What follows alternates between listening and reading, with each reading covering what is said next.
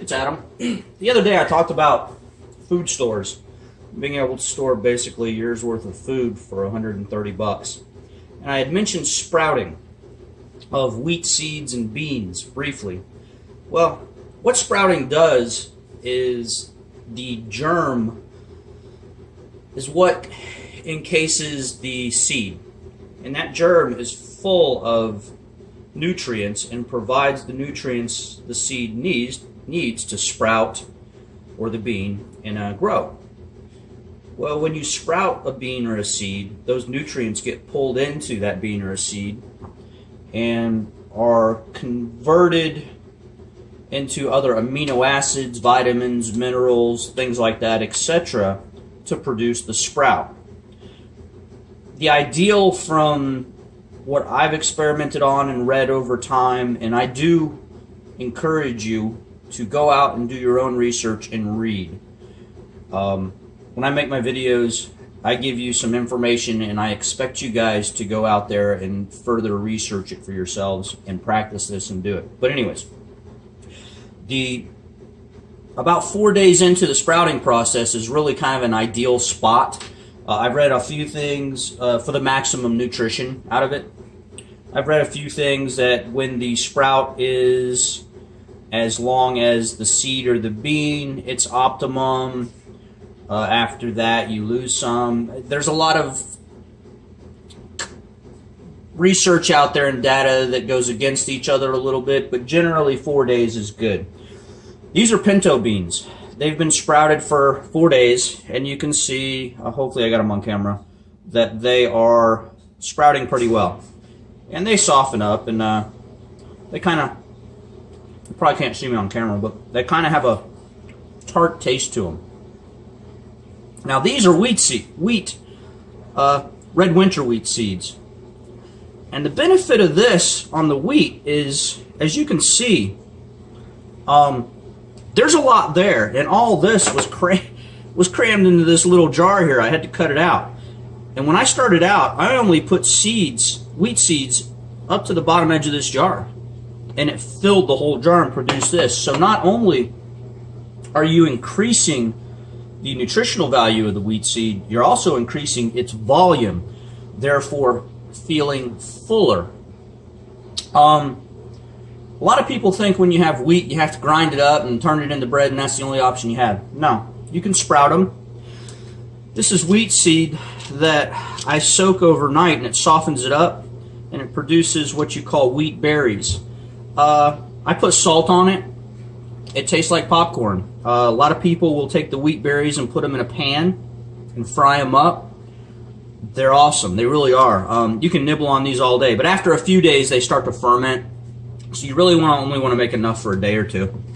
But this is the general process. So I would say, if I had to guess, volume-wise, I put about that much wheat seed in this jar and started sprouting it and produced this volume.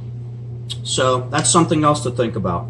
Like I said, there's all kinds of figures out there on how much it increases nutritional values, but the main thing is it frees up the vitamins, minerals, and things like that in the seed to make it bioavailable for humans to digest easier.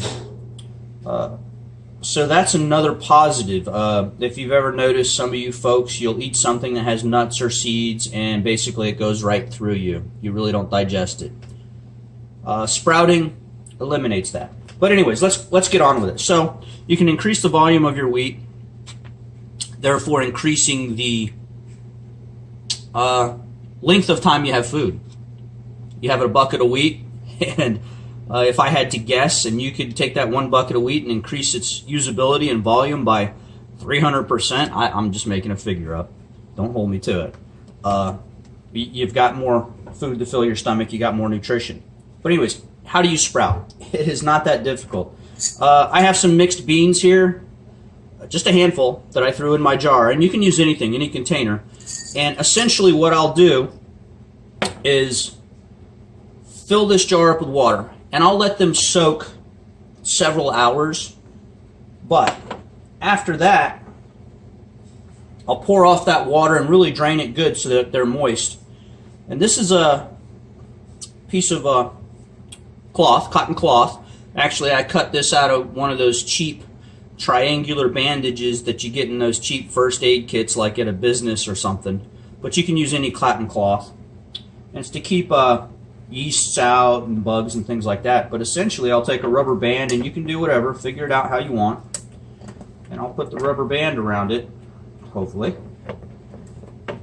And it allows this to, one, have air to aerate so mold doesn't form, and two, twice a day, I do it in the morning and the evening.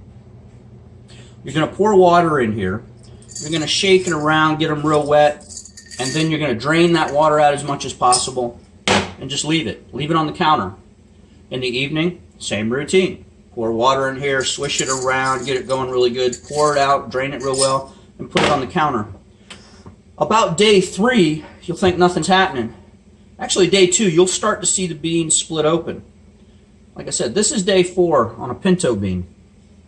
This is day 4 on wheat.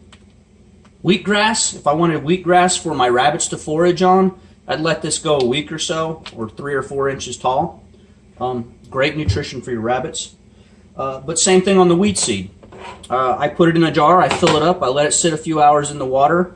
I put the cotton on there, aerate it really good because the wheat seeds will stick together, drain it out, sit it back on the counter, and then twice a day, once in the morning, once in the evening. It doesn't have to be in the dark, it doesn't have to be in direct sunlight, it can be anywhere you want it to be.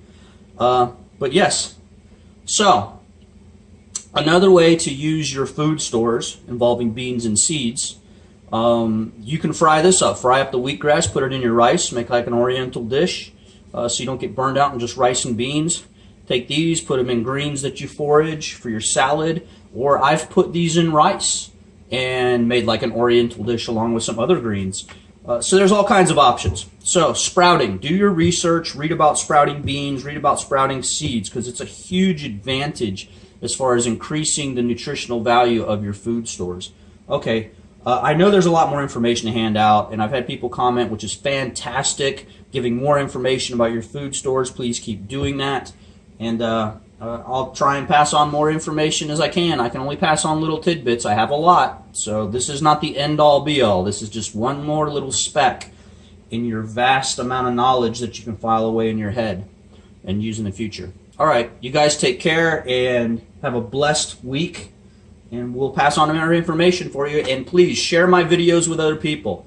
It's about passing along this information, help everybody else out there that you can. The more people that you teach to be self-sufficient, the better off we all are in the long run. Okay, guys, take care, and we'll talk to you later. Bye.